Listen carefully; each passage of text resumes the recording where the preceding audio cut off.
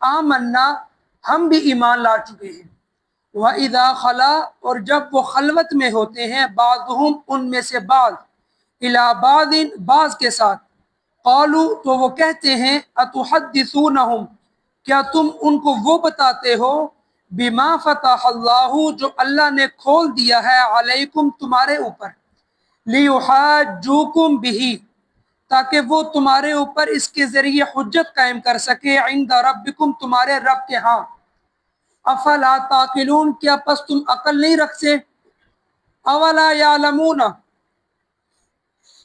اولا یعلمون کیا وہ نہیں جانتے، ان اللہ بے شک اللہ، یعلم جانتا ہے، ما یسرون جو وہ چھپاتے ہیں، وما یعلنون اور جو وہ ظاہر کرتے ہیں۔ ومنہم اور ان میں سے بعض امیون ان پڑھ ہیں، لا یعلمون الکتاب وہ نہیں جانتے کتاب کو، الا امانیہ مگر جھوٹی آرزو اپنی خواہش کو، وانہم الا یظنون اور نہیں ہے وہ مگر جھوٹا گمان رکھتے۔ فویل للذین پس ہلاکت ہو ان لوگوں کے لیے، یکتبون الکتاب جو کتاب کو لکھتے ہیں، بایدیہم اپنے ہاتھوں سے، ثم یقولون پھر وہ کہتے ہیں، ھذا یہ، من عند اللہ اللہ کی طرف سے ہے، لیشتروا تاکہ وہ حاصل کر لیں، تاکہ وہ کما سکیں، بھی اس کے ذریعے، ثمنا قلیلا ایک حقیر سا معاوضہ۔ فویل لہم پس ہلاکت ہو ان کے لیے، مما کتبت بسبب اس کے جو وہ لکھتے ہیں، ایدیہم اپنے ہاتھوں سے، وویل لہم اور ہلاکت ہو لہم ان کے لیے، مما یکسبون جو وہ کماتے ہیں۔ وَإِذَا لَقُوا الَّذِينَ آمَنُوا اب ہم ساتھ ساتھ اس کے تفسیر چلیں گے۔ وَإِذَا لَقُوا الَّذِينَ اور جب وہ لوگ ملتے ہیں ان لوگوں سے، الَّذِينَ آمَنُوا جو لوگ ایمان لائے، جب وہ ان سے ملتے ہیں، قالوا آمنا تو وہ کہتے ہیں کہ ہم بھی ایمان لا چکے ہیں۔ یہاں پر اصل میں یہودیوں کی بات کی جا رہی ہے، اور وہ یہودی جو کہ اپنے یہودیوں کی بنسبت منافقین یہودی ہیں۔ کہیں نہ کہیں صحیح لوگ بھی ہر قوم میں پائے جاتے ہیں، لہٰذا یہ ان یہودیوں کے بارے میں بات کی جا رہی ہے، یہ ان بنی اسرائیلیوں کے بارے میں بات کی جا رہی ہے کہ جو کہیں نہ کہیں نبی کریم صلی اللہ علیہ وسلم کو ٹھیک سمجھتے تھے۔ وہ یہ سمجھتے تھے کہ جو قرآن پاک اللہ تبارک و تعالیٰ اتار رہے ہیں، یہ کتاب بھی اللہ کی طرف سے ہے، اور یہ جو نبی آخر الزمان ہے جس کے بارے میں ہماری تورات میں نشانیاں بتائی گئی ہیں، یہ وہی نبی ہے۔ یہ اوپر سے اظہار تو کرتے تھے، لیکن ان کا دل نہیں مانتا تھا کہ ہم ایسا کر لیں کہ ہم لوگ آخری نبی کے اوپر ایمان لیں۔ کیوں ان کا دل وہ کیوں نہیں کرتا تھا؟ اللہ نے خود فرمایا، وَإِذَا خَلَا بَعْضُهُمْ جب ان میں سے بعض کے ساتھ خلوت میں ملتے، اکیلے میں ملتے، تو جو ان کے یہودی علماء ہوتے تو وہ کہتے، أَتُحَدِّثُونَهُمْ کیا تم ان کو بتاتے ہو، بِمَا فَتَحَ اللَّهُ جو اللہ نے تمہارے اوپر کھولا ہے۔ یعنی یہ جو تورات میں نشانیاں بتائی ہیں اللہ تبارک و تعالیٰ نے، یہ تم جا کے ان مسلمانوں کو بتا رہے ہو، اس نبی کے صحابہ کو بتا رہے ہو؟ یہ تم کتنے بڑے بے وقوف ہو کہ تم جا کر ان کو وہ باتیں بتا رہے ہو جو تورات میں لکھا ہے، جو اللہ نے صرف تمہارے لیے کھولی ہیں وہ نشانیاں، اور وہ تم جا کے نبی کے صحابہ کو بتاتے ہو۔ تم بہت بڑے بے وقوف ہو۔ پھر ساتھ ہی فرمایا، لِيُحَاجُّوكُمْ بِهِ عِنْدَ رَبِّكُمْ تاکہ وہ تمہارے اوپر حجت قائم کر سکے تمہارے رب کے ہاں۔ یعنی تم جا کے ان کو ساری باتیں بتا دو کہ تورات میں اللہ نے یہ اچھی، یعنی یہ ساری باتیں بتلائی ہیں جو کہ آپ کے نبی کے اوپر نشانیاں ساری اتر رہی ہیں۔ جب تم یہ باتیں ان کو بتاؤ گے تو وہ کل قیامت کے دن کیا کہیں گے اللہ کو کہ اے اللہ، یہ تو ان کی کتاب کے اندر بھی موجود تھا، پھر اس وقت تم کیا جواب دو گے؟ لہٰذا ان مسلمانوں کو نہ بتاؤ، بلکہ ہاں تم ان سے کہو کہ ہم ایمان لا چکے ہیں، لیکن اندر سے تم یہودی ہی رہو، اندر سے تم لوگوں نے اپنا ایمان نہیں بدلنا، تم نے اس آخری نبی کے اوپر ایمان نہیں لانا۔ کیوں؟ کیونکہ یہ بنی اسماعیل میں سے ہے، اور ہماری جو اولاد اور ہمارے جو انبیاء ہیں وہ آئے ہیں بنی اسحاق میں سے، لہٰذا ہم لوگ بنی اسماعیل والوں کو نہیں مان سکتے، لہٰذا ہم اس آخری نبی کو کبھی قطعاً نہیں مانیں گے، لہٰذا ایسا ہو نہیں سکتا۔ تو انہوں نے یہ کہا ان لوگوں کو، اپنے لوگوں کو، پھر اس کے بعد اب دیکھیے افلا تعقلون، کیا پس تم عقل نہیں رکھتے، اسی آیت کے آخر میں یہ بات بھی ان کے جو بڑے یہودی ہیں وہ کہہ رہے ہیں اپنے ان نادان یہودیوں کو جو وہاں پر جا کے بتاتے تھے مسلمانوں کو، وہ کہہ رہے ہیں تمہیں یہ باتیں سمجھ نہیں آتی کہ اللہ نے تمہارے لیے وہ تورات میں چیزیں اتاری ہیں، تم جا کر ان کو اپنی تورات کے بارے میں بتا رہے ہو، تم ایسا کام ہرگز نہ کرو ورنہ کل قیامت کے دن یہی مسلمان تمہارے گلے پڑ جائیں گے اور پھر تم لوگ اللہ کے عذاب سے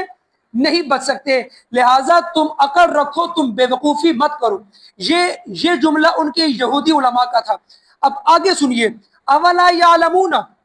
پھر اب یہ جواب اللہ تبارک و تعالیٰ دے رہے ہیں۔ اللہ تبارک و تعالیٰ فرما رہے اولا یعلمون، کیا وہ نہیں جانتے ان اللہ، کہ بے شک اللہ تبارک و تعالیٰ یعلم، وہ جانتا ہے ما یسرون، جو وہ چھپاتے ہیں، جو وہ چھپاتے ہیں اللہ ان کو دیکھ رہے ہیں۔ اگر ان کے دل میں ایمان نہیں ہے،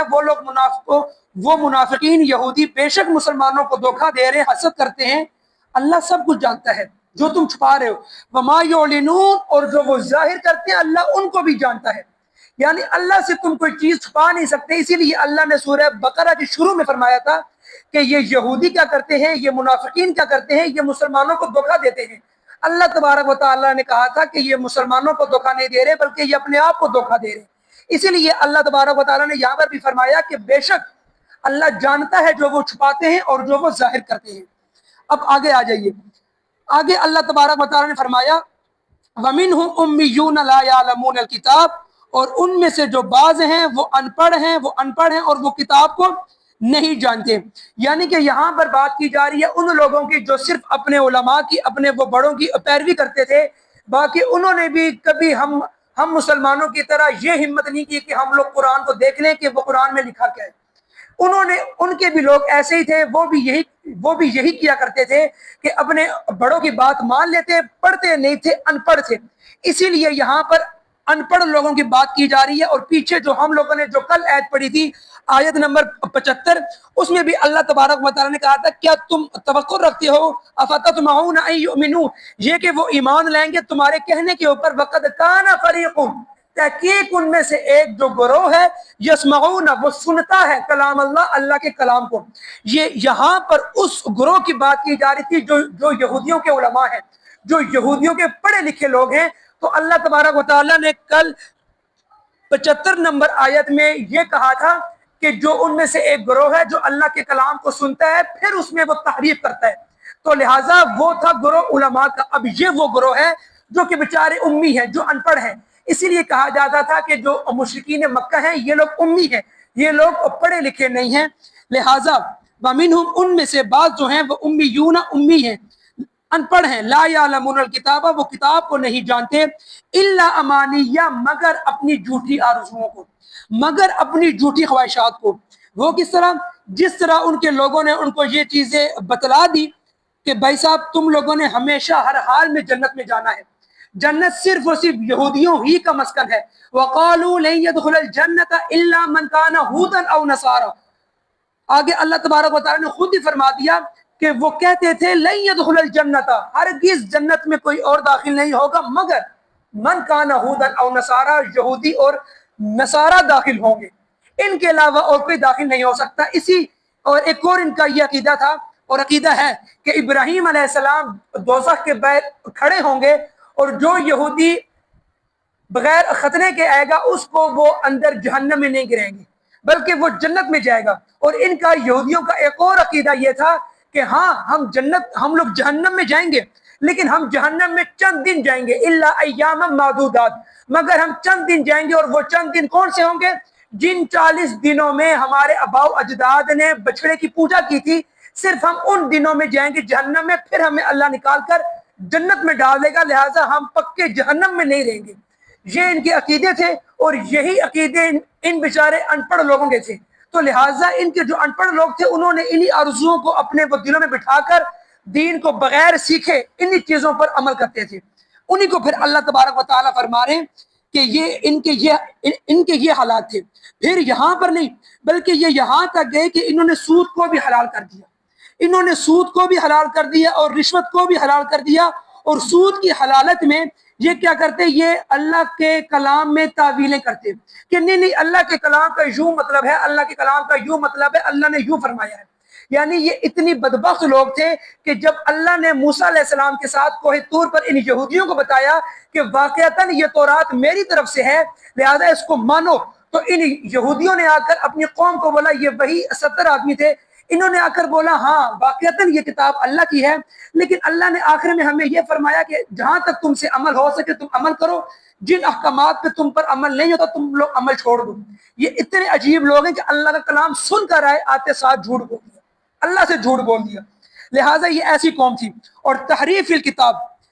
الکتاب بہرحال یہ آگے آئے گی۔ ان میں سے بعض لوگ کتاب کو نہیں جانتے جو کہ امی ہیں، الا امانیہ مگر جھوٹی آرزویں اپنی خواہشات کو، وَإِنْهُمْ اور نہیں ہیں وہ الا یظنون مگر وہ گمان رکھتے ہیں۔ مگر اللہ کہتا ہے وہ صرف گمان ہی رکھتے ہیں، وہ کبھی بھی ایسا نہیں ہوگا کہ جو ان کے عقیدے ہیں اللہ ان کے اوپر فیصلے کرے گا۔ ان کے جھوٹے عقیدے ہیں، ان کے باطل عقیدے ہیں، اللہ کہتا ہے یہ صرف ان کا گمان ہے اور کچھ بھی نہیں ہے، میں نے فیصلے ان کے اوپر نہیں کرنے۔ اب آگے سنیے، آگے فرمایا فویل ہلاکت ہو، ویل جہاں پر بھی آئے گا ہلاکت ہی کا آئے گا، فویل لہم فویل للذین پس ہلاکت ہو ان لوگوں کے لیے یکتبون الکتاب جو لکھتے ہیں کتاب کو بایدیہم اپنے ہاتھوں سے۔ یعنی یہاں پر اللہ تبارک و تعالیٰ ان کا تحریف فی الکتاب، ان بنی اسرائیلیوں کا حال دیکھیں کہ یہ تحریف فی الکتاب اللہ کے کلام میں کتنی تحریف کرتے تھے کہ اللہ کا جو کلام ان کے اوپر سخت ہوتا یہ فوری طور پر اس کو اپنے ہاتھوں سے بدل دیتے۔ یعنی یوں کہا جائے کہ یہ لوگ فتوے اپنے ہاتھوں سے لکھ رہے تھے اور اللہ کے کلام کے بالکل الٹ لکھ رہے تھے۔ لہٰذا اللہ تبارک و تعالیٰ کو ان کا یہ عمل اتنا ناپسند آیا کہ اللہ نے قرآن مجید میں ان کی یہ بے حسیاں اللہ تبارک و تعالیٰ نے اس قرآن مجید میں نبی کریم صلی اللہ علیہ وسلم کو یہ چیزیں بتلائی کہ یہ لوگ کام کرتے رہے۔ اچھا اب آگے سنیے، آگے انہوں نے کیا کیا؟ یہ تو اپنے ہاتھوں سے تو وہ لکھتے رہے، تحریف الکتاب تو یہ وہ کرتے رہے، ثم یقولون پھر وہ کہتے جب ان سے کوئی پوچھتا کہ بھئی یہ کیا ہے، یہ کہاں سے آیا ہے، تو پھر وہ کہتے ھذا یہ من عند اللہ، یہ تو اللہ کی طرف سے ہے۔ یہ جو اپنے ہاتھوں سے لکھتے پھر یہ بعد میں کہتے کہ یہ تو اللہ کی طرف سے ہے۔ لیشترو وہ کیوں کہتے؟ اللہ نے خود آگے فرما دیا لیشترو تاکہ وہ کما سکیں، تاکہ وہ حاصل کر سکیں بھی اس کے ذریعے ان جھوٹی باتوں سے ثمنا قلیلا حقیر سا معاوضہ۔ حقیر سا معاوضہ، یہ حقیر سا معاوضہ کیسا ہے اس کی کیا تفصیل ہے سن لیجئے۔ اگر یہ 1,00,000 روپیہ ہے یا 2 کروڑ روپیہ ہے یا 5 ارب روپیہ ہے، اللہ کے نزدیک یہ حقیر معاوضہ ہے جو اللہ کے احکامات کو بدل کر لیا جائے۔ اللہ نے کہا یہ حقیر ہے، یہ حقیر ہے، چاہے آپ کو اللہ کے احکامات کے بدلنے کے 10 لاکھ ملتے ہوں، 20 لاکھ ملتے ہوں، 10 کروڑ ملتے ہوں، اللہ نے کہا کہ جو بھی اللہ کے احکامات کو چینج کیا جائے گا یہ اللہ کے نزدیک حقیر سی چیز ہے، حقیر سا معاوضہ ہے۔ اور یہ کیا کرتے؟ یہ یہاں تک اتر جاتے کہ مثال کے طور پر اللہ تبارک و تعالیٰ نے تورات میں یہ تھا کہ جو شخص زنا کرے گا اللہ تبارک و تعالیٰ کی طرف سے حکم تھا کہ اس کو رجم کیا جائے گا۔ تو یہ ایسے لوگ تھے یہودی علماء، یہودی پڑھے لکھے لوگ، یہ کیا کرتے کہ یہ اللہ کے اس احکامات کو چینج انہوں نے کر دیا۔ انہوں نے کہا اللہ نے یہ تو فرمایا ہے لیکن اگر یوں کر دیا جائے کہ اللہ تبارک و تعالیٰ نے یوں بھی فرمایا ہے کہ بھائی ایک انسان کے منہ کے اوپر کالک بالکل لگا دی جائے، اس کا منہ مکمل طور پر کالا کر دیا جائے، اس کو کھوتے کے اوپر بٹھا کر اس کو پورا شہر پھرایا جائے، تو پھر یہ رجم کی سزا ختم ہو سکتی ہے۔ یا پھر زیادہ سے زیادہ معاوضہ لیا جائے ایسے انسان سے جو کہ زانی ہو۔ یعنی یہ ان کی حالت تھی کہ انہوں نے اللہ کے احکامات کو اپنے معاوضے کی خاطر بدل دیا۔ اللہ تبارک و تعالیٰ نے فرمایا کہ یہ لوگ چھوٹے سے معاوضے کے لیے اللہ کے احکامات کو بدل دیتے ہیں۔ آج وہ بنی اسرائیلیوں کی غلطیاں ہم تک پہنچ چکی ہیں۔ آج ہمارے لوگ بھی اگر کوئی واعظ اللہ تبارک و تعالیٰ اور ان کے صحابہ کرام کی تعلیمات آپ تک پہنچائے، یعنی امت مسلمہ کو یہ چیز بتلائے، بالخصوص بر صغیر میں، تو لوگ کہتے ہیں کہ یہ بات صحیح نہیں کر رہا، لیکن جو ہی جھوٹے قصے بیان کیے جائیں یا پھر وہ روایتیں بیان کی جائیں کہ جس سے لوگ خوش ہو جائیں، باقی اور کچھ بھی نہ ہو، اور مزار کے اوپر روایتیں اور قبر پرستی کے اوپر لوگوں کو سمجھایا جائے، تو لوگ بڑے خوش ہوتے ہیں کہ بھائی اس نے بات کی ہے فلاں پیر صاحب کی، لیکن جہاں تک بات ہے کہ اگر اس امت مسلمہ بالخصوص بر صغیر میں اگر بات کی جائے توحید کے اوپر، اگر بات کی جائے مشرک کے خلاف، شرک کے خلاف، تو ہم لوگ اس کے خلاف ہو جاتے ہیں۔ کیوں؟ کیونکہ ہمارا یہ عقیدہ بن چکا ہے یہودیوں کی طرح، بالکل بنی اسرائیلی جن چیزوں پر عمل کر رہے تھے آج امت مسلمہ کے لوگ بھی انہی چیزوں پر عمل کر رہے ہیں۔ اسی لیے تو حضور نے فرمایا تھا کہ کوئی اگر بدبخت نے بنی اسرائیل میں اگر کسی نے اپنی ماں کے ساتھ زنا کیا ہوگا تو میری امت کے اندر بھی کوئی ایسا بدبخت اٹھے گا جو اپنی ماں کے ساتھ یہ بدکاری کرے گا۔ یعنی اس حدیث کا مطلب یہ تھا کہ میری امت ہو بہو ایک وقت آئے گا کہ بنی اسرائیل کے بالکل اشاروں پہ یا اس کے نقش قدم پر چلے گی۔ آج ہم اسی طرح ہیں۔ آج ہم نبی کی تعلیمات کو سائڈ پر رکھ کر ہم لوگ اتنے زیادہ لگ چکے ہیں قبر پرستی کے اوپر، ہماری اندر اتنی رسومات آ چکی ہیں، ہماری فوتگی ہو جائے تو 40 دن تک ہماری رسومات نہیں جاتی، اور ہمیں یہ معلوم بھی ہے کہ یہ نہ قرآن میں نہ حدیث میں ہے، لیکن جان بوجھ کر اپنے خاندان کی وجہ سے ہم لوگ کہتے ہیں نہیں ہم 40 دن تک یہ رسومات رکھیں گے۔ اب اس کے بعد اگر ہماری شادی بیاہ ہو جائے تو شادی بیاہ کے اندر وہی ہندوانہ رسومات ہم رکھیں گے، ہمیں معلوم ہے کہ اس کا تعلق اسلام سے نہیں ہے، تو نام دیا جاتا ہے کہ خوشی ہے۔ خوشی پر کس چیز کی پابندی ہے؟ خوشی پر کس چیز کی پابندی ہے؟ اللہ نے یہ نہیں فرمایا کہ اگر آپ مالدار ہو تو آپ ایک دیگ چاول پکواؤ، آپ لوگوں کو کھلاؤ، آپ 1000 بندہ بلاؤ، آپ 2000 بندے بلاؤ، لیکن آپ اچھا ولیمہ کرو۔ یہ نہیں کہ آپ لاکھوں روپے لگاتے ہو اپنی مہندی کے اوپر، لاکھوں روپے لگاتے ہو اپنی بارات کے اوپر، لاکھوں روپے لگاتے ہو ڈولی کے اوپر، پھر لاکھوں روپے لگاتے ہو اور خرافات کے اوپر۔ اگر آپ ان لوگوں کا دیکھیں ولیمہ ہمارے لوگوں کا تو ولیمہ سیدھا سادہ ہوگا، لیکن ساری خرافات ہوں گی بارات میں، ڈولی میں، مہندی میں، تو یہ کہاں سے آئی؟ یہ اسلام نے دعوت نہیں دی۔ اسی طرح بنی اسرائیل بھی اسی بات پر عمل کرتے تھے جو ان کا دل چاہتا تھا۔ آج ہم مسلمان بھی انہی باتوں پر عمل کرتے ہیں جو ہمارا دل چاہتا ہے، جو ہمارا دل، اسی لیے ہمارے عقائد باطلہ اتنے پیوست ہو چکے ہیں کہ اگر آج کوئی عالم ہمیں ان چیزوں سے روکے تو ہم اس کے خلاف ہو جائیں گے، آج ہم اس کے خلاف ہو جائیں گے۔ آج ہم قرآن و سنت کے مطابق اپنی زندگی گزارنے کے لیے تیار نہیں ہے۔ اگر ہم اپنی زندگی میں خود پوچھیں کہاں ہے قرآن، کہاں ہے سنت، کہاں ہے سنت رسول، کہاں ہے اقوال صحابہ، کہاں ہے زندگی صحابہ کی، ہماری زندگی میں نہیں ہوگی، ہماری زندگی میں نہیں ہوگی۔ جس طرح انبیاء کی زندگی بنی اسرائیلیوں میں نہیں تھی، اسی طرح آج ہمارے قرآن و سنت والی زندگی ہمارے اندر نہیں ہے۔ تو بات وہی ہے کہ ہم ان پڑھ بھی ہیں، اگر ہمارے اندر کوئی پڑھا لکھا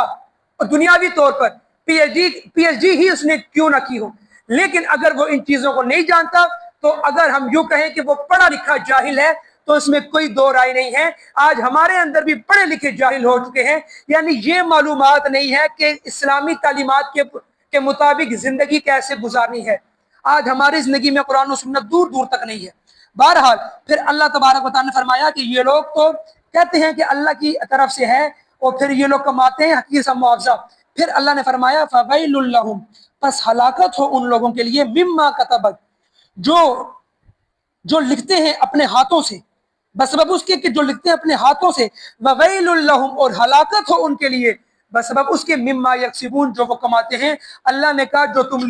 تم لکھتے ہو اس کے اوپر بھی لعنت ہو، اور جو تم اس سے کماتے ہو، یعنی تم لوگوں کی مرضی کے مطابق اللہ کے احکامات کو چینج کرتے ہو تاکہ کچھ پیسے کچھ شہرت ہمیں مل جائے، اللہ کہتا ہے اس کے اوپر بھی لعنت ہو جو تم کماتے ہو اور جو تم لکھتے ہو، تمہارا ٹھکانہ ہوگا جہنم، وہ میں تمہارے ساتھ خود دیکھوں گا۔ بہرحال اللہ تبارک و تعالیٰ سے دعا ہے کہ اللہ تبارک و تعالیٰ ہمیں ان چیزوں سے بچائے اور ہمیں امی نہ بنائے، بلکہ ہم اللہ تبارک و تعالیٰ کا دین سیکھیں۔ یہاں پر امی کی مذمت آئی ہے۔ اللہ نے فرمایا کہ ان میں سے بعض لوگ تھے جو ان پڑھ تھے اور کتاب کو نہیں جانتے تھے، لیکن جب اللہ نے آپ کو آنکھیں دی ہیں، سانس دیا ہے، اور آنکھیں دی ہیں دیکھنے کے لیے، دماغ دیا سوچنے کے لیے، اور اب بھی اگر ہم لوگ قرآن کو نہ سمجھیں تو کل مرنے سے پہلے اگر ہم کہیں کہ میرے اتنے لاکھ غریبوں میں بانٹ دینا، اتنے لاکھ، اس کا ثواب آپ کو الگ ملے گا، لیکن قرآن کو نہ سمجھنا، پوری زندگی نماز ایسے پڑھنا کہ معلوم ہی نہیں کہ سورہ فاتحہ کا مطلب کیا ہے، معلوم ہی نہیں سورہ ناس کا مطلب کیا ہے، معلوم ہی نہیں کہ سورہ اخلاص کا مطلب کیا ہے، جب ساری زندگی ایسے گزارو گے تو پھر اللہ اس کا عذاب الگ دے گا۔ اللہ کی راہ میں خرچ کرنے کا ثواب الگ ہے، وہ آپ کو ملے گا، لیکن قرآن کو نہ سمجھا گیا، عالمگیر کتاب کو نہ سمجھا گیا تو اللہ اس کا حساب کتاب الگ سے لے گا۔ اللہ تبارک و تعالیٰ سے دعا ہے کہ اللہ تبارک و تعالیٰ اس قرآن کو سمجھنے کی، اس قرآن کے اوپر عمل کرنے کی توفیق دے، اور اللہ تبارک و تعالیٰ سے دعا ہے کہ اللہ تبارک و تعالیٰ ہمارے آگے کی جو نسلیں ہیں اللہ انہی کاموں کے اوپر لگا دے، اور وہ بھی دین سیکھیں، قرآن کو سیکھیں، سنت کو سیکھیں، تاکہ معلوم ہو کہ اللہ نے ہمارے لیے کیوں اپنے نبی کو بھیجا۔